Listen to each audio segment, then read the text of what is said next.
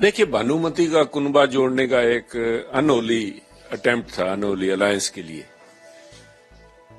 और देर सवेर इसका यही हशर होना था, क्योंकि नाम इंडिया रखने से कोई इंडिया की भावना नहीं आ जाती। ये प्रयास एक ऐसा प्रयास था जिसमें इंडिया का नाम तो इस्तेमाल किया गया, पर हिंदुस्तान के लिए किसी किस्म का कोई चिंता नहीं थी। सिर्फ अपने राजनीतिक स्वार्थ, अपनी महत्वाकांक्षाओं और अपने डर से, क्योंकि भ्रष्टाचार का जो भय सारों को खा रहा है, उससे चलते हुए एक ये इकट्ठे होने का प्रयास था जो आज बिखर गया है। इस गठबंधन को लेके जो अफवाहें चल रही थी, वो उस समय ज्यादा उनको एक मैं समझता हूं उत्साह मिला जब कांग्रेस के एक राज्यसभा एमपी मिस्टर साहू के यहां से 350 करोड़ रुपए के करीब पैसा नकद अलमारियों में भरा हुआ पड़ा मिला। उसके बाद सब भ्रष्ट नेताओं को ये लगने लगा कि देर सवेर नंबर उनका भी आने वाला है।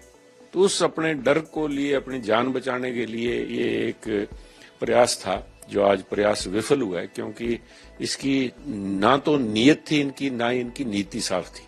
इसलिए यही असर होना था और वही हुआ है।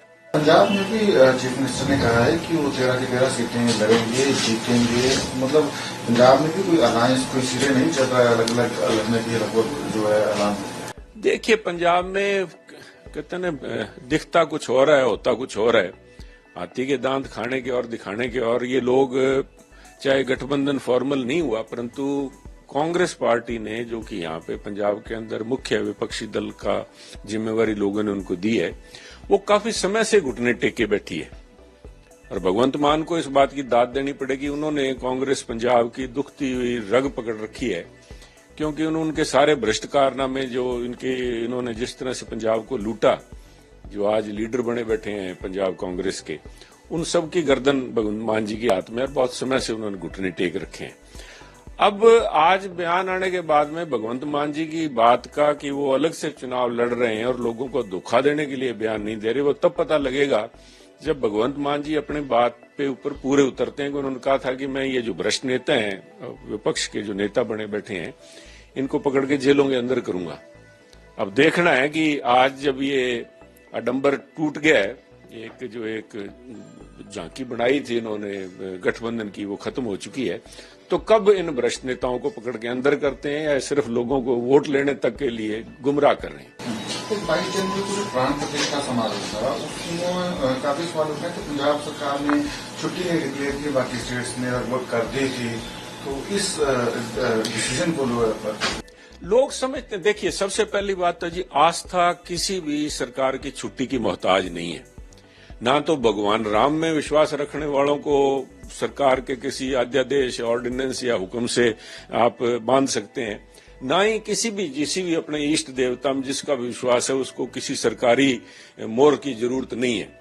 और अगर भगवंत मान जी इस किस्म की ओछी बात करते हैं कि मैं क्षेत्रीय इन बातों में नहीं पड़ना चाहता, तो वो मैं समझता हूं पंजाब के मुख्यमंत्री के लिए विशेष तौर से, वैसे तो किसी भी व्यक्ति के लिए इस किस्म की बात करना बड़ा घटिया मानसिकता का सबूत है, परंतु अगर भगवंत मान जी उस पंजाब के मुख्यमंत्री हैं जहां पे सर्व साझीवालता की बात गुरु साहिबान ने पंजाब के डीएनए में है, और वहां पे ये ओछी बात करते हैं साहब। यहाँ पे तो सभी धर्मों का सम्मान है, सभी धर्मों को लोग बड़े अपने सत्कार से और अपनी भावना से, आस्था के साथ देखते हैं, तो ये शोभा नहीं देता। और वो किसी गुमान में है भगवंत मान जी की कुर्सी पे बैठ के, मुख्यमंत्री की कुर्सी पे, अगर भगवान राम को सीमित करना चाहते हैं क्षेत्रीयता के और अपनी छोटी मानसिकता के दायरे में, तो बहुत बड़ी भूल कर रहे हैं।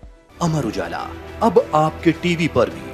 अपने स्मार्ट टीवी पर YouTube पर सर्च करें अमर उजाला, चैनल सब्सक्राइब करें और देखें ताज़ा खबरें, वो भी HD क्वालिटी में। और हाँ, बेल आइकन दबाना ना भूलें ताकि हर खबर हो आपके घर। अमर उजाला, निष्पक्ष, निर्भीक, निरंतर।